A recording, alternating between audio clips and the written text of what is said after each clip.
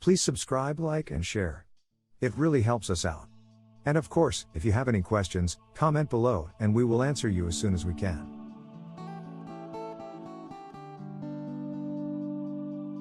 Today, we are going to be doing paper 1 of the IGCSE Economics exam. Before we start, exams are governed by rules. First rule, we have 45 minutes to complete the exam, and we have 30 questions to do. This means that we have, on average, 1.5 minutes per question. Some questions will take you much less than this, some a little more. If you have spent 1.5 minutes on a question, move on. It is much more important to complete as many questions as you can. Mark the question and come back to it later.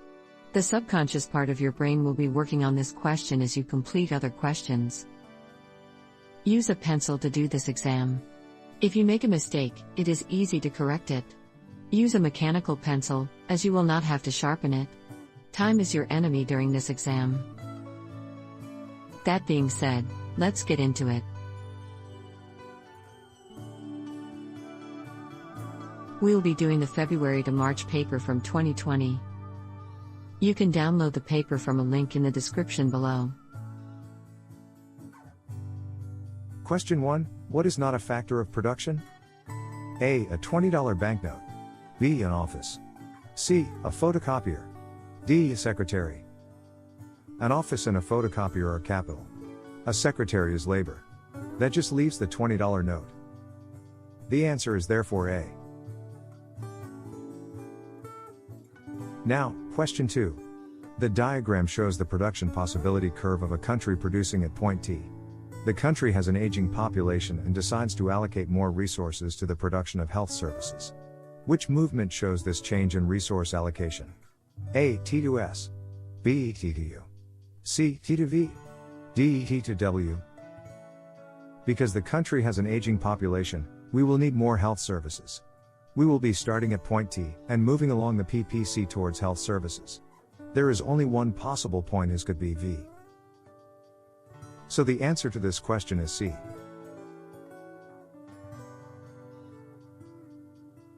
Now, question 3. A deposit of shale oil is discovered in an area of farming. The following estimates are made for a 10-year period. If the land is used only for farming, it would yield income after tax of $10 billion.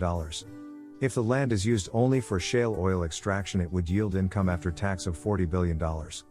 The government would receive $5 billion in taxes from farming and $10 billion in taxes from shale oil extraction. What is the opportunity cost of using the land only for farming? A. $25 billion. B. $30 billion. C. $35 billion. D. $45 billion. From farming, the government would receive $10 billion in income and $5 billion in taxes. This would be a total of $15 billion. From oil extraction, the government would receive $40 billion in income and $10 billion in taxes. This would be a total of $50 billion. The opportunity cost would be $50 billion minus $15 billion. This is $35 billion. So in this case, the answer would be C.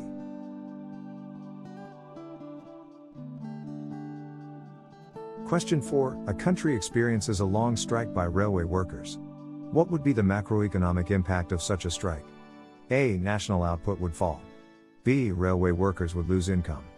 C. The demand for taxi services would rise. D. The profits of railway operators would fall.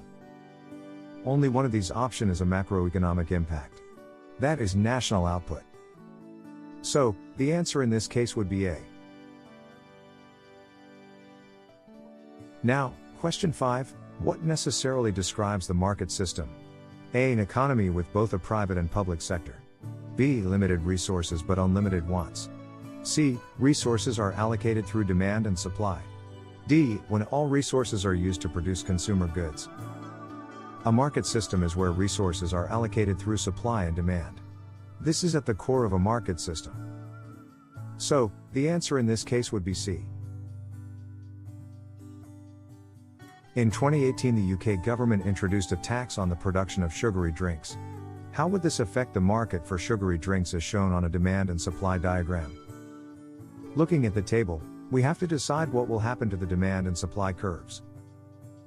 An increase in taxes will cause a contraction of demand, a movement along the curve, as the cost for these things will be higher. It will also cause a left shift in the supply curve. So the answer in this case would be A. Next, question 7. What is not held constant when constructing the supply curve of a firm? A. Indirect taxes and subsidies on the firm's products.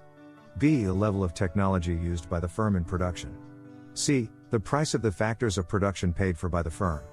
D. The market price of the good produced by the firm. When we are constructing a supply curve, the thing that is a variable is the market price, as this is set by the intersection with the demand curve. In this case, the answer is D. Question 8. What is a trade union? A. A business organization in which all workers share ownership. B. An area where there are no barriers to trade. C. An organization of employers from an industry. D. An organization that represents the interests of workers. A trade union is an organization that represents the interest of workers. In this case, the answer is D.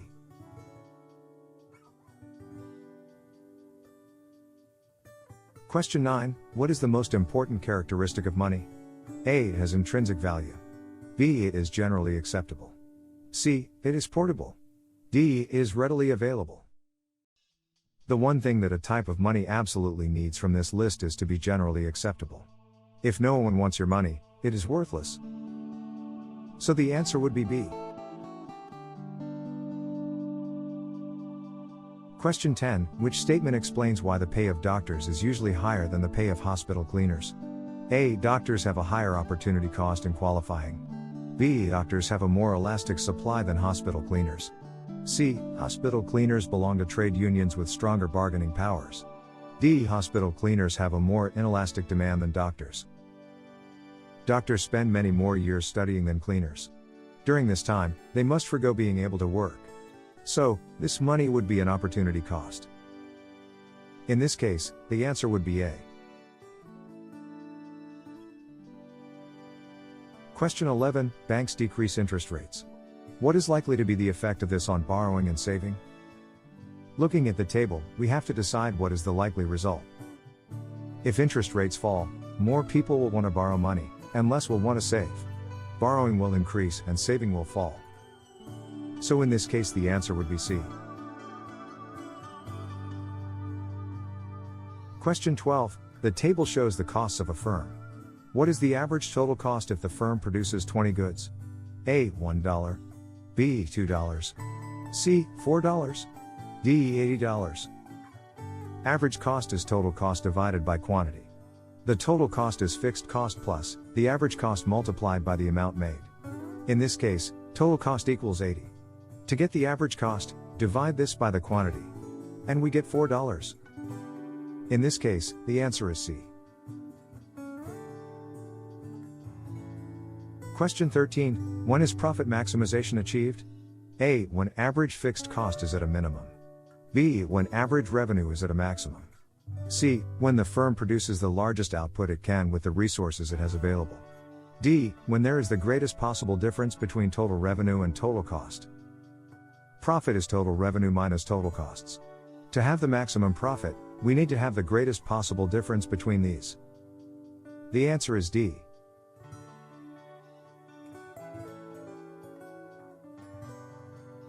Question 14. In some industries, a monopoly controls output and prices. What is the most likely impact of this on consumers? A. Higher prices. B. Higher profits. C. Higher taxes. D. More choice. If there is a monopoly, the most likely outcome is that prices will be higher. The answer is A. Question 15. A mining company bought another mining company. How may this integration be described? A. Diversification.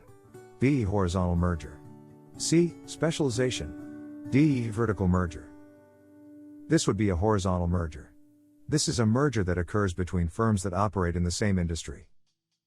The answer to this question is B. Question 16. What is most likely to cause a more even distribution of income? A. Increase in indirect taxation. B. An increase in inflation. C. An increase in managers' salaries. D. An increase in progressive taxation. Only one of these will result in a more even distribution of income. The answer is D. An increase in progressive taxation. Question 17. What is a monetary policy measure?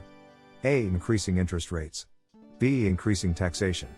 C. Reducing the power of trade unions. D. Selling state-owned enterprises. Only one of these are used in monetary policy. The answer is A. Increasing interest rates. Question 18. Why does more emphasis on education and training lead to an increase in national output? A. It improves the productivity of the labor force. B. It lowers the inputs of capital investment. C. It reduces demands for higher pay. D. It reduces the power of trade unions. If we spend money on education, then the productivity of the labor force will increase. The answer to this question is A. Question 19. In the past, governments have adopted policies to try to end a recession in their country and increase economic growth. Which combination of policies is most likely to achieve this? A. Lower taxes and decrease government spending. B. Lower taxes and increase government spending. C. Raise taxes and decrease government spending. D. Raise taxes and increase government spending. If we raise taxes, this will reduce economic growth. So not C or D. Likewise, if we reduce government spending, so A is out. The answer to this question is B. Question 20. The table provides information about a country's labor market. What is the unemployment rate of this country? A. 15%. B. 25%. C. 50%. D. 75%. Looking at the table, we see the employment rate is 900,000 divided by 1,200,000. This gives us 75%. So the percent of people unemployed would be 25%. The answer would be B. Question 21. What is defined as a reduction in gross domestic product for more than 2 successive quarters? A. Deflation. B. Falling wages. C. Recession. D. Rising unemployment. This is a straight-up knowledge question. It is a recession. The answer to this question is C. Question 22. A person receives annual interest of 4% on their savings. Inflation is 5% per annum. What is the approximate change in the real value of their savings? A. Minus 5%. B. Minus 1%. C. Plus 4%. D. Plus 9%. If these percentages are correct, then the cost of everything will rise by 5%. And the value of your savings will rise by 4%. So your savings are going to be worth less, by about 1%. The answer to the question is B. Question 23. An increase in which of the following is least likely to cause inflation?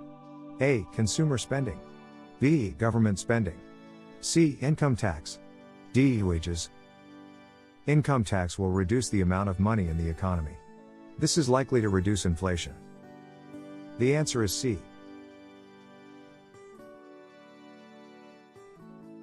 Question 24. A country has a declining population. It also has a changing population structure in which the size of the 15 to 64 age group is becoming smaller. How could it immediately reduce labor supply shortages? A. Allow immigration of skilled labor. B. Encourage increases in family size. C. Invest more in technological research. D. Lower taxes and increase basic wage rates. The one of these that would work in the short term, the question is immediately, would be to allow immigration of skilled labor. The answer to this question would be A. Question 25.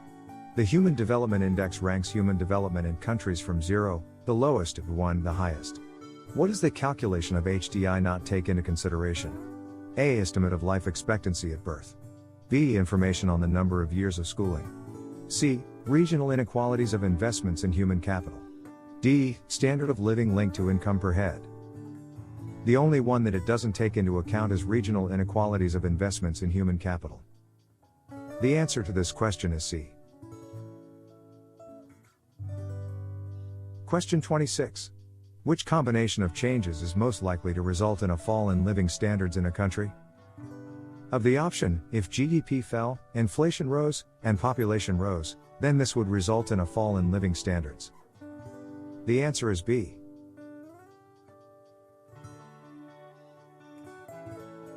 Question 27. What is the most likely effect of a decrease in tariffs? A. Increased inflation rates. B. Increased consumer choices. C. Increased government revenue from tariffs. D. Increased revenues of domestic firms. If tariffs are decreased, then the most likely effect would be more products being imported, which increases consumer choice. The answer is B.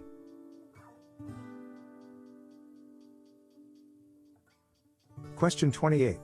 What would increase the demand for a country's currency on the foreign exchange market? A. A decrease in its inward investment. B. A decrease in its rate of interest. C. An increase in its exports. D. An increase in its imports. If a country exports more goods, then other countries will need more of the currency to pay for these goods. This would increase the demand for currency. The answer is C. Question 29. The table shows a selection of economic data for a country. What is the current account balance of this country? A. $100 million. B. $600 million.